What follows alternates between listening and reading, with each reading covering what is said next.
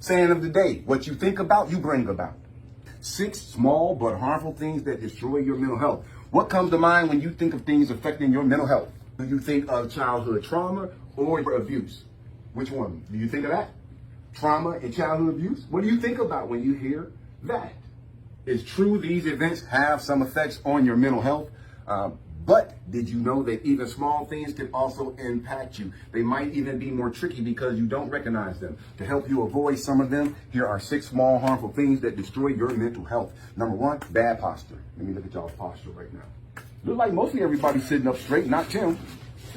Let's be honest, posture may be the last thing in mind when you think of mental health, but it matters. According to a study, a person's terrible posture does have an impact on their mood. The experiments show that people with bad posture report higher stress levels and lower mood, and those who stand up when put in these same difficult situations, those with the straighter posture report an improved mood, higher self-esteem, and reduced fatigue in the same difficult situations. Good and upright posture also provides focus and attention even in stressful situations and can boost your confidence, not to mention the health benefits for you physically.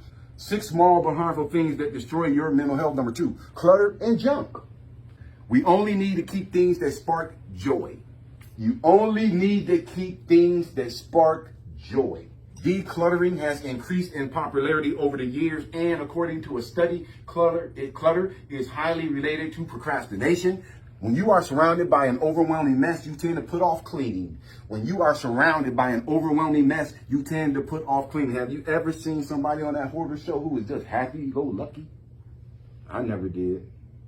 Before you know it, it just feels impossible to organize. This cycle often leads to frustration, which in turn affects your mental health. Don't you feel better after you clean up? I know I do.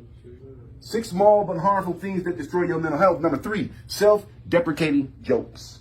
Particularly if you're not a comedian. Because this one, come on man, how many times you've seen comedians get on stage and the first thing they start doing is talking about themselves. Talking about something that they did that was stupid. Or something that they made a mistake doing, because people like laughing at that kind of stuff. But as a lifestyle, using self-deprecating jokes is going to have an effect on your mental health. Laughter is the best medicine. Laughter is the best medicine. Do we agree? Yes. I know I do. Yeah, laughter is the best medicine, but when you are the joke, it's a different story. Self-deprecating jokes are undervaluing. Belittling yourself through humor is a sign of self-awareness and that a person is not taking themselves seriously. So the good part about self-deprecating jokes is you don't always want to take yourself too serious. You see what I'm saying? Like you want to lighten up sometimes. And when you can make a joke about yourself, it makes other people comfortable. And it says, you know what? This person is down to earth. But we're not talking about that. We're not talking about that. That's actually healthy, what I just described. That's not what I'm talking about. It can also be a sign of great well-being in small doses.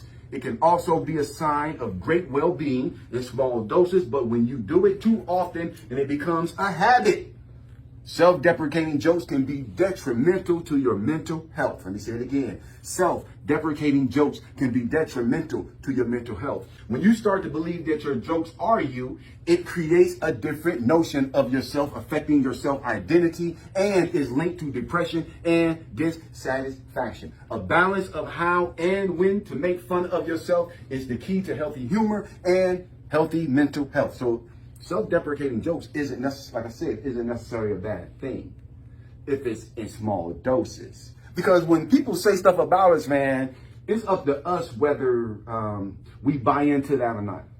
And I was having a conversation with somebody last night, and we was talking about almost the same kind of thing. And it was almost like we bring up stuff in our past that we don't even have to think about or talk about. It's like that weekend at Bernie's, man, when they was carrying around that dead body. It's like every day, man, we breathe in life into a dead situation, man. You know, because if I bring up something right now that happened 12 years ago that pissed me off 12 years ago, and I think about it 12 years later, and I get pissed off while I'm telling you, then that means I just resurrected a dead body that I'm carrying around. If this situation has no life, it lives in the past. The only time it has life is when I'm talking about it. The only reason it exists because I'm carrying that dead body around with me. So when I want to make myself angry or I want to co-sign my own BS, I just bring it up. You know how many years I wasted blaming my granddad for being who he was? Y'all understand what I mean when I say that? Look, this man couldn't teach me no more than what he knew. He couldn't teach me no more than what he knew and what he was exposed to. So for me to blame him for that and go through my life resurrecting that trauma, feeling as though, yeah, the more I talk about it, the better it's going to be. Hell no, it ain't no better it's going to be. Because you'll mess around and be hating somebody that's dead. Let go of the dead body, man. Bury it.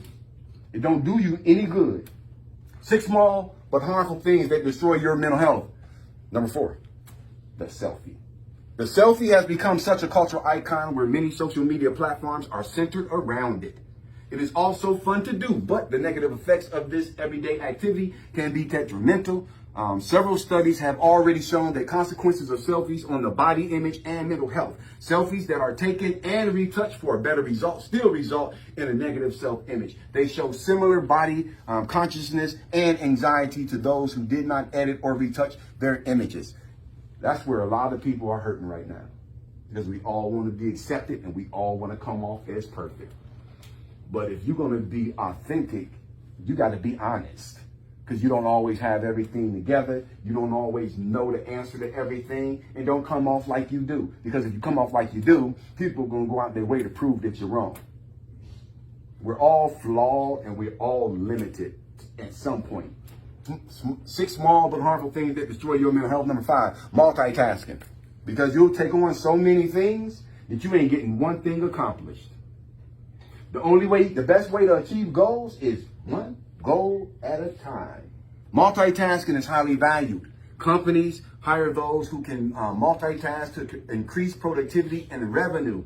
While accomplishing a lot feels good, multitasking has its negative effects on mental health. Multitasking is associated with irritability and an overall lower mood because you take on so many activities at once that you put yourself in highly stressful situations. This can make being productive ironically harder and sacrifice the quality of work. Sometimes it's best to focus on one thing at a time. 6 small but harmful things that destroy your mental health. And the final one, number 6, venting and complaining all the time. How many of y'all, when you go to bed at night, you up and you can't go to sleep, or you can't get comfortable, or you can't turn down your anxiety because you keep thinking about stuff you can't control and stuff that happened in the past? You can't turn the TV off. Venting or complaining has its benefits. Being open about your emotions, this is how it has its benefits. Being open about your emotions can help you express your mind, because life can be hard sometimes, but when you do it too much and too often, it can have detrimental effects on your mental health. Venting is part of the body's emotional response when something is not right. That's why we want to vent to people, because we got something on our mind and we trying to figure it out. And if I'm able to vent to you, I'm able to figure this thing out. Hopefully you might give me some advice, or just by listening to me, the answer might come while I'm talking. So venting can be a good thing, especially because it says, you know what, I'm not going to hide from my emotions. I'm not going to suppress my emotions. I'm going to vent, talk to somebody so I can express this. But when you're doing that every day, all the time, and that's your personality, that's a problem. Venting is part of the body's emotional response when something is not right. It is your body's way to satisfy your emotional needs. Venting will help you find other perspectives about certain matters, but when we vent too much, we lose sight of another perspective that might have provided a better idea. We block cognitive soothing, and you lose your trail in negative thoughts affecting your health. Scientists also believe that too much venting can put a strain on your relationships. A good balance of speaking and listening is the balance you need to have when you vent. As small as these things may seem, they can have huge effects on our mental health. So 6 small harmful things that destroy our mental health. Number 1, bad posture. Number 2, clutter and junk. Number 3, self-deprecating jokes. Number 4, the selfie. Number 5, multitasking. And the final one, number 6, venting and complaining all the time.